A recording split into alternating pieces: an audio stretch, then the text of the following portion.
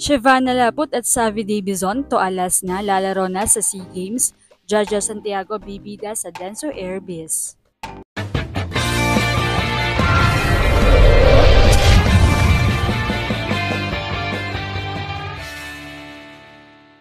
What's up, Volleyball Nation? Welcome back to my YouTube channel. Narito ako para magbigay sa inyo ng updates tungkol sa mundo ng volleyball.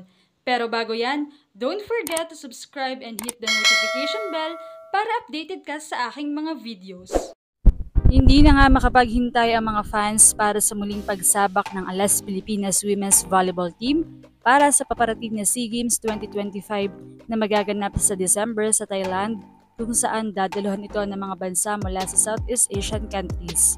Para sa Alas Pilipinas Women ay isa muling oportunidad ito upang makakuha muli ng medalya para sa bayan. Inaabangan naman kung sino-sino mga players ang ipapadala ng bansa upang makipag-compete sa mga powerhouse teams. Siyempre, nariyan na sa inaasahan ang pananatili ni 3-time international awardee Angel Canino, kasama pa si Bella Belen, Alyssa Solomon, Gia Morado de Guzman, Justine Hazareno at iba pang players na nagpamalas ng husay sa mga nakaraang torneo. Samantala, inaabangan din ng fans ang pag-join ni TLSU star Shevana Laput, kasama pa si PLDT star at MVP sa Davison upang mas lalo pang palakasin ang alas.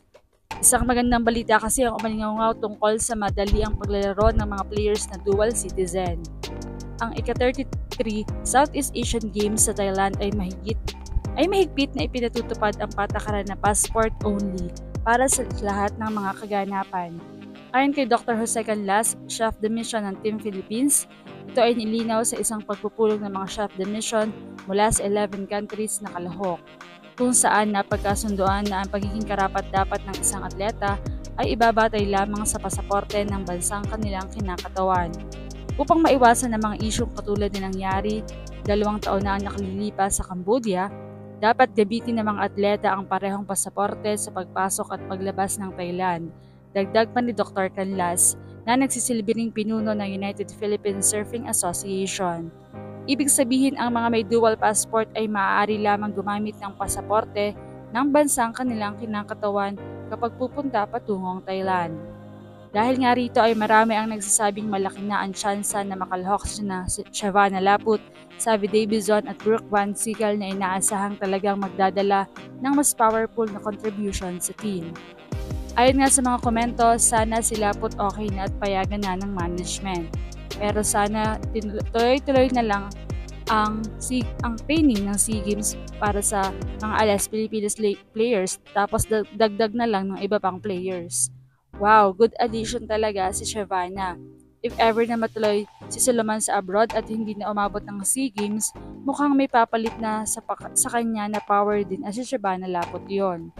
Samantala, balik Japan nga si Jaja Santiago, ang 6'5" na middle blocker na may dalang Japanese name na Sachi Minowa ay pumirma na sa Denso Airbus.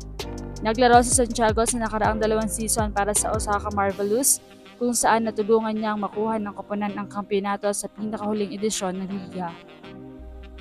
Lubos ako nagpapasalamat sa pagkakataong makapaglaro para sa Denso Airbus ngayong season.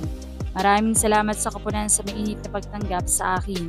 Excited akong magtrabaho ng husto at makapag-ambag sa ating tagumpay. Wika ni Santiago ng 2 beses ng ginawaran bilang best middle blocker sa pinakamataas na liga sa Japan. Ang paglipat na ito ay tanda ng ika-7 niyang season sa Japan, matapos ang 5 taon sa Saitama Ageo Medics at 2 season sa Osaka. Isa nga sa naglaro rin para sa Denso ang isa pang Pilipinas standout sa mga nakaraang taon, si setter Gia de Guzman na naging bahagi ng koponan sa nakalipas na 2 taon. Kaya naman, anong masasabi niyo rito? Leave a comment below. Thank you for watching and don't forget to subscribe.